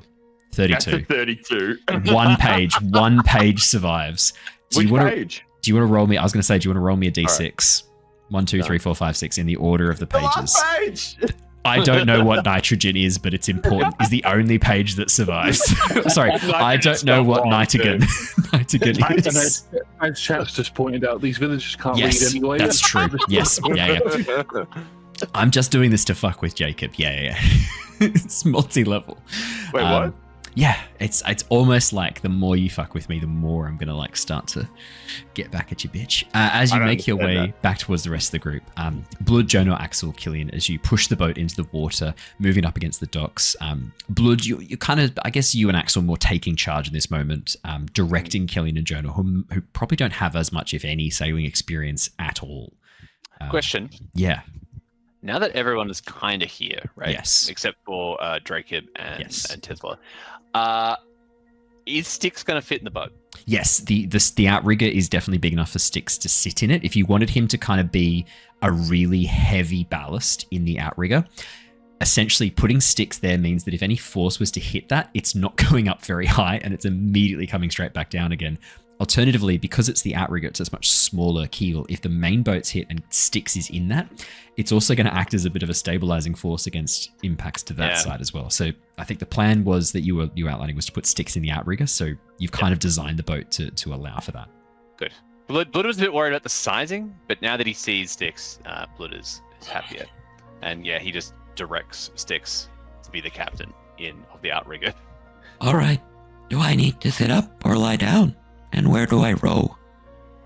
Oh, Styx, man, no row. No row. I point at the sail. Sail should be enough. Wind good. Gets us across the lake good. All right. We have some oars in case no wind, but you are okay. Do I tie you could use hand, huh? Big enough. All right. Should I tie myself to the outrigger, or Heroes talk about this before? Yeah, you tie together if you want, just in case. I will tie my legs so that I can undo it quickly if I need to, and keep my arms free. I ran out of breath. And keep my arms free. There we go. Just toss him a rope. Thank you. I will get to work now. Aye. Okay. Aye. Shiver me timbers. As Styx climbs into the outrigger and begins tying himself in position.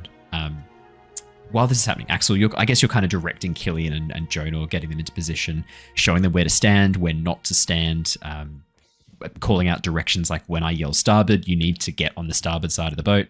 That is the right-hand side. When I yell port, get on the left-hand side of the boat. If something hits this, it raises or drops. We need you to kind of act as counterweights, except on the part where Styx is, he is a living counterweight. Did I just do them back to front today for starboard and port? Why can't you just say left or right? There's shorter words than starboard and port. Because it depends on There's shorter words. It's gatekeeping. It's a thing. Yeah. Because it's like stage right and stage left. Okay? Yeah. But there's literally Killian. But there's a saying, reason "Oh, for stage I'm right and stage confused." left. They need to be identified because it's different. Like he's gone. He's so angry about that reveal. To be fair, stage right and stage left does need to be specified because it is different. One other thing, guys. We should try and keep quiet on lake because creatures in the lake might hear us and then we might have to fight things. Okay? Keep quiet. All right. Guys, I'm back! As Tithla arrives on Dracob's back. Tithla, as you arrive, you notice pretty quickly Dracob not going Can to fly. fit on the boat. Dracob can fly without Tithla. Perfect. Come at me, Owen. Who's screwing with whose game now, bitch? I never said I was screwing with your game. I said I was screwing with you personally. It's not about the game. My I'm- bad. I apologize. I Over went a too far. beached boat and falls in the water and drowns. Yeah. You watch as Dracob collides with a pelican and just drops straight into the lake. No! The pelican dropped, right? Not Dracob. Jacob's fine, right? No. Jacob's fine, right? Yeah, no, that's right. Dracob's fine. Yeah, as you climb into the boat, getting the directions, getting yourselves ready to depart. The lake surface is calm and serene. The clouds above you have begun to close in a bit darker, almost shadowing a lot of the northern shore from view in this shroud of overcast sky. You can see far in the distance, Blood, as you sort of get a bit of a lay of the land, you can see there's a fine mist of rain over towards the northeast. Not going to be too much of a problem. The boat is obviously waterproof, but if the sail gets too soaked, it's going to slow down the ability of the boat to catch the wind and move quite effectively. Has the wind direction changed at all? No, from the this wind is morning? still a nice southerly, which should be Very good. pretty. It's sort of a south at this point, sort of more of a southerly than a southeasterly, but in this case, southerly is pretty good. That'll get you over to the northern bank pretty quickly. Occasional gusts, kind of pushing sort of southeasterly, but very doable. You can use the wind to your advantage here. Perfect. Can I As just ask you- you a question about Yeah. the length? Like, we're looking north across the lake. Yes. If we had to estimate distance, could we ballpark that? Yeah, 100%. As you look across the distance, I'll use the quick measure tool and then I'll adjust it because we've slightly increased the distance. So it's about 2.5 miles across the lake. Okay. It's a decent stretch. For those of us who use the far superior metric system, it's about 4Ks. Nice. It's a big lake. It's a big lake. Yeah. Very big lake. As you all get on board, prepare to depart, you hear the sound of footsteps walking down the wooden dock behind you, and as you turn, you see Dockmaster Greta approaching the boat. She has a bit of a look and sees how many people are on this boat, sees the winged dragon sort of stretching out, getting ready to take flight. Yeah, right. Okay, so you lot are heading off now then, are you? You're going to be making tracks right away. Yeah. All right, well, good luck. I don't know the rest of you, but good luck to you We're two, not I going to guess. really make tracks. It's on the water. It's like Still called maybe making make 'em tracks. wave. Nah, still called making tracks on the waves. Still the Is same it? thing. Yeah. I'm kind of a genius, and that's not. Only my kind fault. of. Nah, see, I'm a true genius, so... Huh. I mean, That's very impressive. yeah, I know. I'm so sorry I doubted you. Yeah, you should be. But it's all right, you'll get over it. I don't know that I will. So, you lot, good luck. Bye. Thank you. Hope you make it back. Thank you, If you- Greta. If you do find out what the story with that bloody ghost ship is, you know I'd be curious to hear the tale over a round or two of drinks at the tavern. Yeah? Oh, yeah. Greta, could I ask a favor? Yeah. Those nets that we've been repairing, do you reckon that we could borrow one of them? Yeah, for sure. Yeah, absolutely. I don't think there'd be any problem with that at all. Take one, take two. That'd be fine. Fantastic. Thank you. Are you thinking of setting some sort of trap?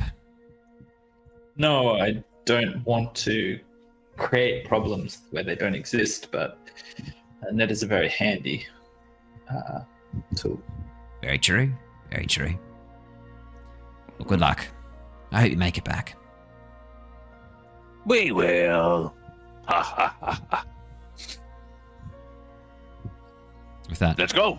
Greta reaches down, bundles up 2 of the nets, and chucks them to you, Axel. Now you can add 2 nets to your inventory if you like. Nice. Fantastic. Thank you. And with that, as the wind catches the sail, Blood, sounds like you're more on the rudder. Axel, you're kind of working the sail, or other way around? What would be the... Probably. I think.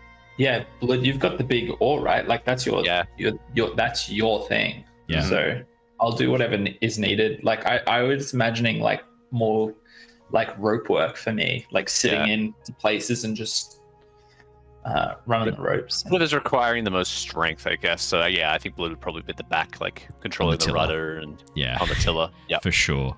And Tithla, Killian, and Jonor, what would the 3 of you be doing? We know Styx is sitting in the middle of the outrigger with his legs tied to it, as he sort of just like looks around, his head occasionally rotating as his eye takes in all of the details. He's going to be on watch. I'm going to have Styx being on lookout. Yeah, Tithla, Jonor, Killian. What would you 3 be doing? We'll start with Killian. Trying my hardest to stay out of the way, and I'm so confused by the different terminologies for boats. Fair enough. As you stick towards maybe the front, because there's not a lot of ropes tied off there. You're away from the mast, away from the tiller. Front's probably the best spot to be. Yeah, at the bow of the ship is probably the safest spot for you, Killian. Just to keep throwing. I'll probably be taking more of a lookout position. So yeah, at the front, sort of keeping a sight of what's going on in front of us.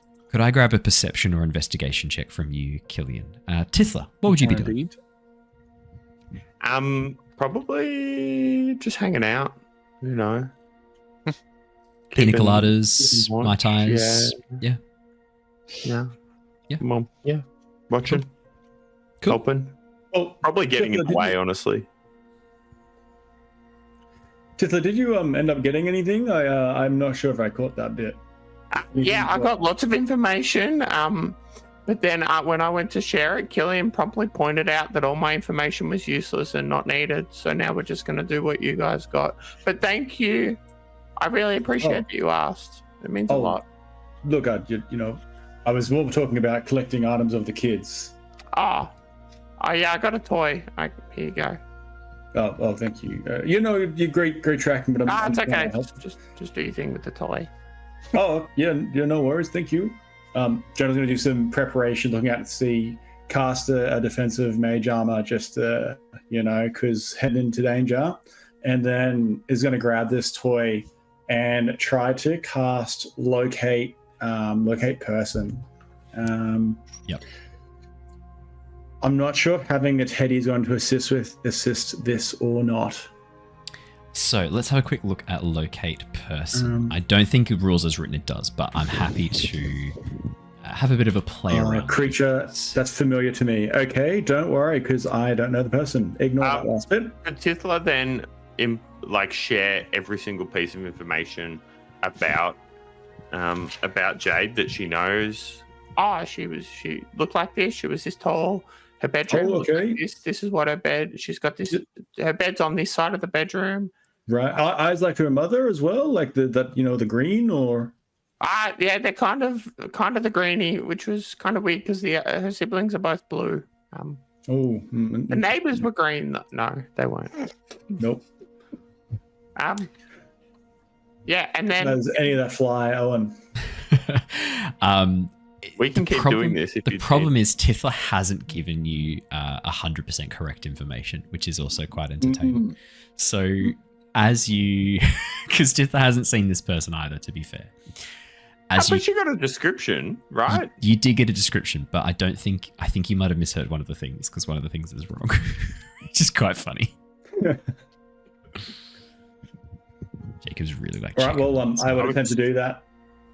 And basically try to conjure up where this person would be. So pulling out the decks of cards, and as I go through them, there's different features of different people in the cards. And as I go through them, I try to get a picture of which card is in the direction I need to go. And I imagine if it doesn't work, none of the cards stand out. If it does work, then a card in a certain direction would stand out to me. Yeah. As Tithla describes this figure to you as you do the same thing, it's not a creature who's familiar to you. You don't know this girl, you've never seen her before. Tithla's description does give you enough to activate the spell, but in this case, it's more directing you towards a human. Now, in this moment, you are pretty lucky, Jonor, because the nearest human in the group isn't any of you. None of you are human. So in that case, the spell does activate. And if you wait for the right time, when you're a bit further out on the lake, you do have a bit of an option here to kind of use this, knowing that you're far enough away from Vallaki that it won't activate on anyone in the town. Yeah, absolutely. I'll concentrate for the most of the journey. Yeah. Well, no, you just wait until you're a little bit further away. So cool. I'm trying to see how many feet are in a mile. Looks like 5,280. So really, you're casting this as you're approaching the other side of the shore. Yeah. Okay, so we might get to this a little bit later. We'll have that prepared. We'll get to that. But there's something that happens first. Mage armor, 100%. You activate it. The golden light shining around you, Jonor, before it forms this heavenly armor that then fades away into nothingness. Is there anything else that you'd be doing during this time, Jonor? Any other spells you wanted to cast? Any other preparation you wanted to do? Axel, Blood, same for you too. Tithla, Killian, anything else that you guys want to do? I think I'd be sensing the trepidation of being on the boat. I'd be giving the kind of like equivalent of the air hostess instructions for if you exits are all around keep you. Your hands here. If you fall out of the boat, make sure you lay on your back and do not flounder and distribute your weight across the surface. We will throw this rope, and I've got this like little rope with a little handle on it that will throw out to you and recover you. Nice. Do not splash in the water, as we've heard that the monster is attracted. The ship is attracted to not just that. You know that most predatory creatures, predatory aquatic creatures, are attracted to splashing. That's a very standard evolutionary trait. Yeah, so I'd be giving the kind of like survivalist practiced instructions about what to do in case of an emergency. And watch out for the dark water, Blood says, like at the end of that spiel. Another thing Jonor would do is he's going to grab a gold coin and he's going to get his dagger and he's going to stab this coin multiple times so it's like broke. It's like not shattered, it's still in one piece, but it's very identifiable and unique. And he's going to have this just in his side pocket. And when we come across something, he's going to cast light on it, throw it into the river, and then like he's planning on locating it later and then possibly clairvoyancing to look at the thing he knows the location of. Nice. If it, for whatever reason, gets taken. That's just in the back pocket, by the way. You don't necessarily, like, if you wanted to even just carve like a J for Jonor or like a little arcane symbol using the knife, that's probably a bit easier than just stabbing it with your dagger. Go for J. J's probably better. J for Jonor. All right, perfect. Oh, even if you want to do like a little flame for the light or like a feather. The Unseen University. He's gonna carve out the jagged and smooth heart, the two parts of the evil and good. Yep. Nice. Perfect. Blood also probably, just as we're sort of getting up to speed and heading towards the deeper parts of the lake, he probably also is just like letting the party know a little bit more about the ghost ship and like the stories about it and what he's heard and the theories about what it could be, and like kind of putting it back to the party. I won't go through it all with everyone, but no, that's essentially rehashing all of that back to them just to make sure that they're aware of it. So now you all know what Blood and Axel heard from Greta. Awesome. Perfect. Styx and Killian, the two of you are kind of keeping lookout. Tithla, you are too. I know you were saying you were just sitting around doing nothing, but you are also keeping lookout. Tithla would have grabbed the toy back and wrapped it up and put it somewhere safe, like in her packs. Yeah, keep it secret, keep it safe. Killian, perception of 13. Tithla, could I get a perception check, please, from you? And I will roll one for Styx. Oh, Styx is proficient in perception. That's an unnatural 20 for Styx. Oh, wow. Too bad. 13 for Tithla. So Tithla and Killian. I'm going to say that the two of you, that's while plus keeping 10. lookout, are kind of distracting each other. Killian occasionally sort of like turning to Tithla and being like, did you see that? And like you're pointing at something in the water. Tithla's like, oh my God. Oh, it's a log.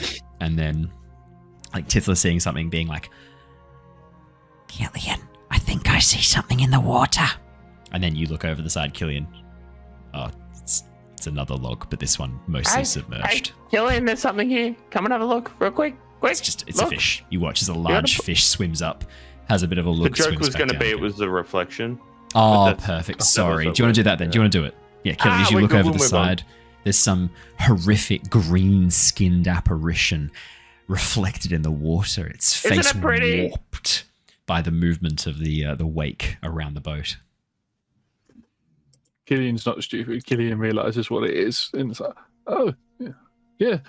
There's another log. I'm hoping these are actually wooden logs that are floating by. Your face isn't that bland. Don't call yourself a log. They're definitely wooden logs. Styx is the one who notices this and calls it out.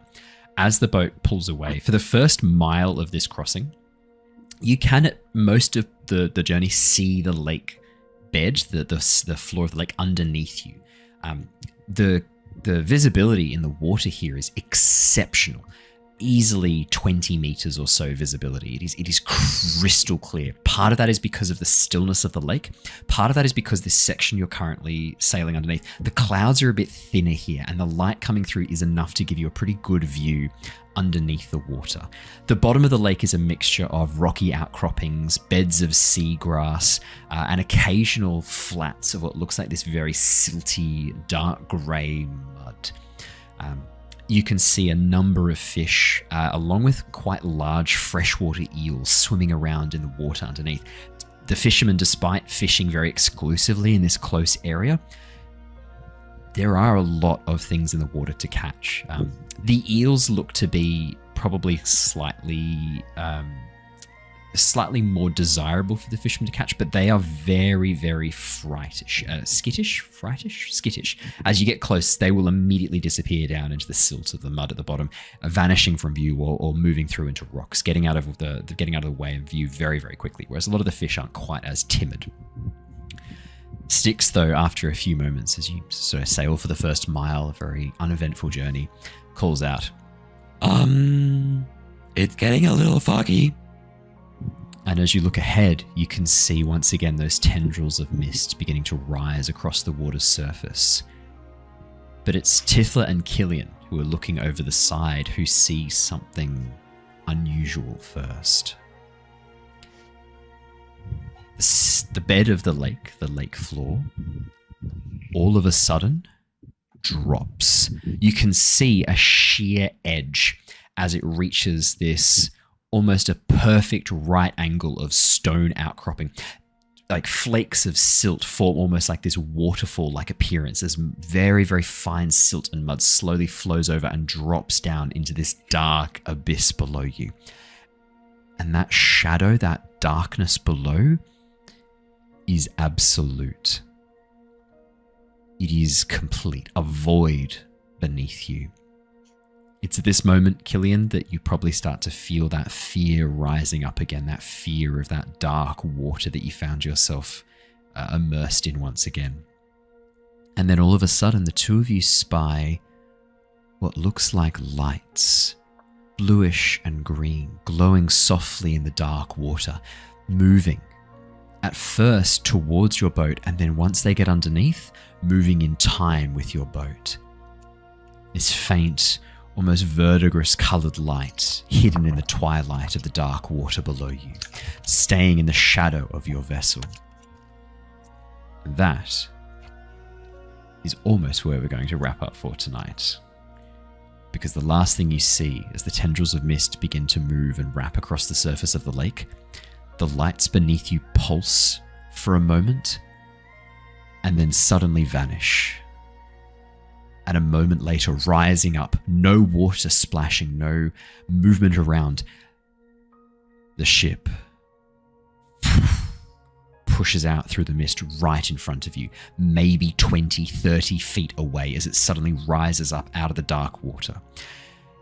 And as the vessel turns and spins silently, again you see the sails fluttering in the breeze, faint sound of fabric rustling.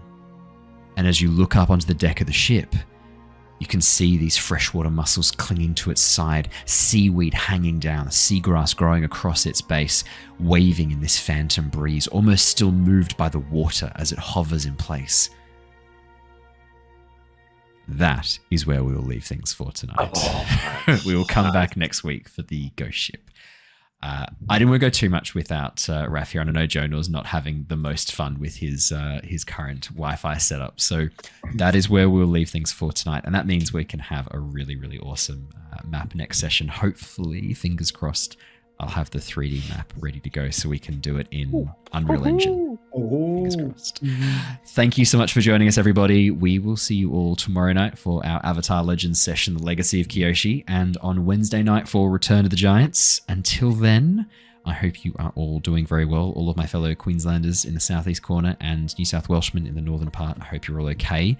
If you have suffered any damage, I hope it's minor. For those of you who were affected by the flooding, I understand the SES are working around the clock to clear and recover as much of the area as possible. For those of you without power, it's going to be a little bit, though, I think. It sounds like it's an ongoing process, unfortunately, just because of the sheer number of homes that were sent into blackout. So, I hope you guys are all doing okay and hope you're all staying safe.